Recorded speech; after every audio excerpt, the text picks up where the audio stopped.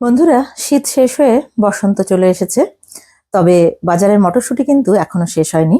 যারা মটরশুঁটির কচুরি খাবে খাবে করে খাওয়া হয়নি বা যারা একবার খেয়েছো মন ভরেনি, তারা আরেকবার এইভাবে মটরশুঁটির কচুরি খেয়ে দেখতে পারো। একটাও মটরশুঁটির কচুরি কিন্তু ফাটবে না বা পুর বেরোবে না। তো চলো দেখে নেওয়া যাক রেসিপিটি। বাই দ্য ওয়ে, আমি নাফিসা, তোমরা দেখছো flavour and fest by Nafisa. চ্যানেলে নতুন বন্ধু হলে রিকোয়েস্ট করবো চ্যানেলটাকে সাবস্ক্রাইব করে পাশে থাকা নোটিফিকেশনগুলোতে ক্লিক করে দিও পরবর্তী আপডেটগুলো পাওয়ার জন্য। যারা ফেসবুক পেজ থেকে দেখছো তাদেরকে অনুরোধ করবো পেজটাকে প্লিজ ফলো করে দিও। তো শুরু করছি। আমি এখানে 2 কাপ পরিমাণ মটরশুঁটি নিয়েছিলাম। সেই মটরশুঁটিটাকে মিক্সিং জারে নিয়ে নিচ্ছি, আমরা পেস্ট বানাবো। এর সঙ্গে অ্যাড করে দিচ্ছি 1 কাপের 4 ভাগের 1 ভাগ পরিমাণ জল। একটু জল দিয়ে পেস্ট না করলে কিন্তু পেস্টটা স্মুথ হবে না। একবারে যাবে না, দুবারে আমি পেস্টটা বানিয়ে নেব। দেখো, এরকম স্মুথ পেস্ট একটু বানাতে হবে। পেস্টটা স্মুথ অবশ্যই হতে হবে, না হলে কিন্তু কচুরিটা বেলার সময় যদি দানা দানা থেকে যায় তাহলে ফেটে যেতে পারে। তো সব পেস্টটা রেডি হয়ে গেছে, দুবারে করে নিয়েছি। দেখো, এবার আমরা এখানে নিয়ে নিয়েছি 3 ইঞ্চি মাপের আদা কুচি আর 5টা কাঁচা লঙ্কা। লঙ্কার পরিমাণটা তোমরা বাড়িয়ে কমিয়ে নিতে পারো, এটাকেও পেস্ট বানিয়ে সাইডে রেখে দেব। এখন যে পুরটা বানালাম, মানে মটরশুঁটিটা যেটা পেস্ট বানালাম, সেটাকে একটু ফ্রাই করে নেব। তার জন্য ওভেনে কড়াইতে সর্ষের তেল নিয়ে নিয়েছি, দিয়ে দিলাম কালো জিরে আর একটু হিং। 1/2 টিস্পুন কালো জিরে দিয়েছিলাম আর 1 চামচের 4 ভাগের 1 ভাগ পরিমাণ হিং। বেশ ভালো একটা গন্ধ বেরোলে দিয়ে দিচ্ছি আদা আর কাঁচা লঙ্কার যে পেস্টটা বানিয়ে রেখেছিলাম সেই পেস্টটা। এটা দিয়ে 2-3 মিনিটের মতো একটু ভাজা ভাজা করে নিতে হবে, যাতে আদা কাঁচা গন্ধটা চলে যেতে পারে। তো দেখো, 2-3 মিনিট ভাজা ভাজা করে নিলাম। তারপর আমরা যে মটরশুঁটির পেস্টটা বানালাম সেই পেস্টটা এর সঙ্গে অ্যাড করে দিচ্ছি। ফ্লেমটা এই পর্যায়ে মিডিয়ামে রাখতে হবে।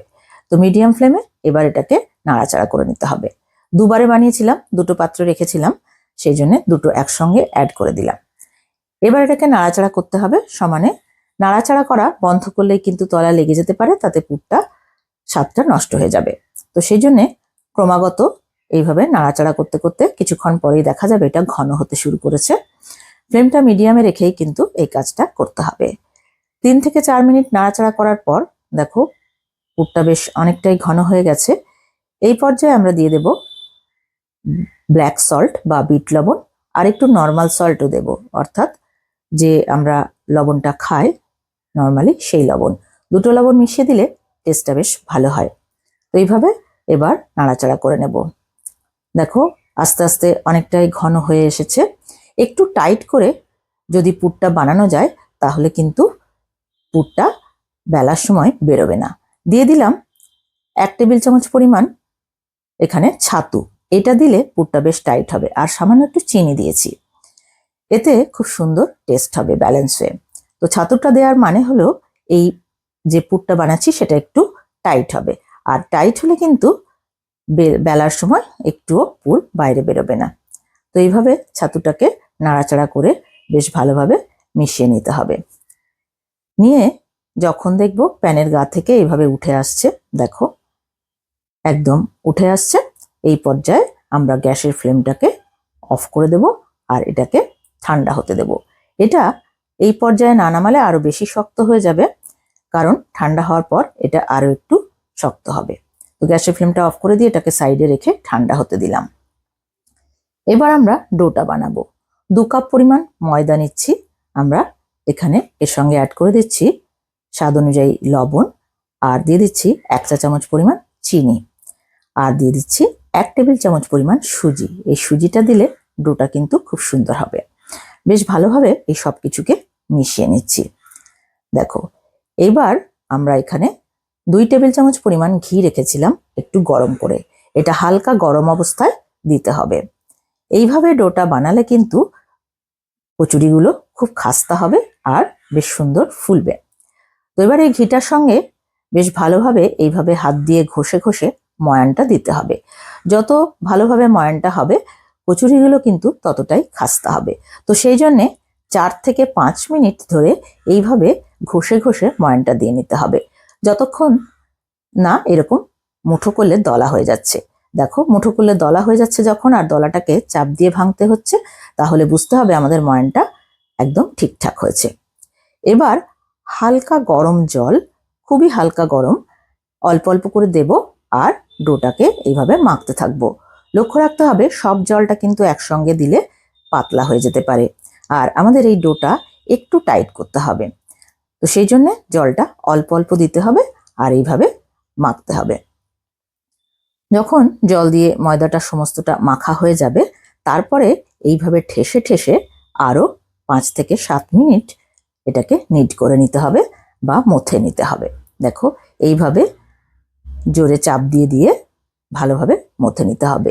এতে কচুরিগুলো কিন্তু দারুণ খাস্তা হবে। দেখো 7 থেকে 8 মিনিট আমি এটাকে এইভাবে নিট করে নিলাম। দেখো আমাদের অলমোস্ট নিট করা হয়ে গেছে। এবার আমরা এর সারফেসে একটু তেল ব্রাশ করে দেব বা তেল মাখিয়ে দেব। দেখো এতে সারফেসটা শুকনো হয়ে যাবে না। এইভাবে সব দিকটা তেল মাখিয়ে এবার এটাকে ঢাকা দিয়ে আমরা 15 মিনিট রেস্টে রেখে দেব। 15 মিনিট পর ফিরে এলাম। দেখো এটা অনেকটাই সফট হয়ে গেছে। এটাকে আরো 1 মিনিট এইভাবে নিট করে নিচ্ছি। এইভাবে নিট করে নেওয়ার পর এখন আমরা লেচি কেটে দেব। প্রথমে এটাকে এইভাবে দুভাগ করে নিলাম, তারপরে এক ভাগ থেকে একটু গোল গোল করে লেচিগুলো কেটে নেব।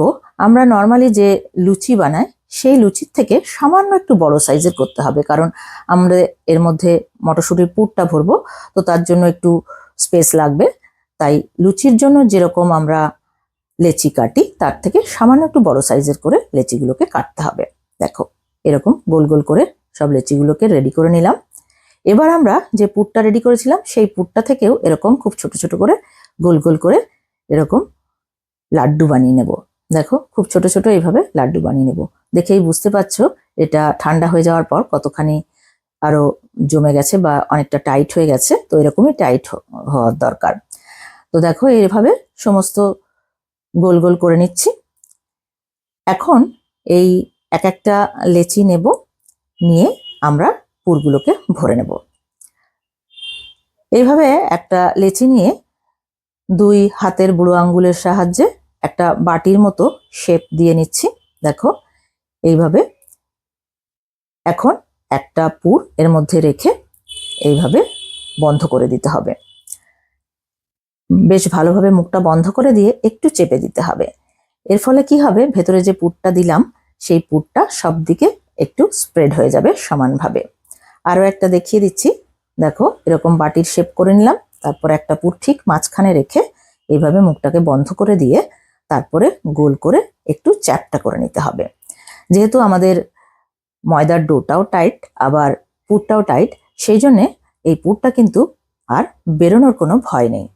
দেখো এইভাবে একটু চেপে দিলে পুরটা ভেতরেই সব দিকে সমানভাবে স্প্রেড হয়ে যাবে। তো এবার বেলে নেওয়ার পালা। এখন আমরা তেল দিয়ে বেলবো, তোমরা চাইলে ময়দা দিয়েও বেলতে পারো। তো প্রথমে তেল মাখিয়ে নিলাম একটু, তারপর এটাকে একটু আঙুল দিয়ে এরকম চেপে চেপে চ্যাপটা করে নিলাম, যাতে আরো ভালোভাবে পুরটা ভেতরেই স্প্রেড হয়ে গিয়ে থাকে। তারপর এইভাবে বেলুন দিয়ে বেলে নিচ্ছি। সাইজটা তোমরা তোমাদের ইচ্ছে মতো করে নিও, ছোট বড়। তো আমি একটা মিডিয়াম সাইজ মতো করলাম। দেখো এইভাবে এবার আমরা ভেজে নেব। তেলটা বেশ ভালোভাবে কিন্তু গরম করে নিতে হবে ভাজার আগে, না হলে কিন্তু কচুরিগুলো একটাও ফুলবে না। তেলটা খুব ভালোভাবে গরম করে নিতে হবে আর ফ্লেমটাকে মিডিয়াম টু হাইতে রাখতে হবে। তাহলেই দেখবে প্রত্যেকটা কচুরি কিন্তু একদম ফুটবলের মতো ফুলে যাবে। তো একটা কচুরি দিয়ে দিলাম, দিয়ে এইভাবে সাইড থেকে একটুখানি সামান্য সামান্য করে চাপ দিলে দেখবে অপর প্রান্তটা ফুলে যাচ্ছে। এক প্রান্তে চাপ দিলে অপর প্রান্তটা ফুলে যাবে।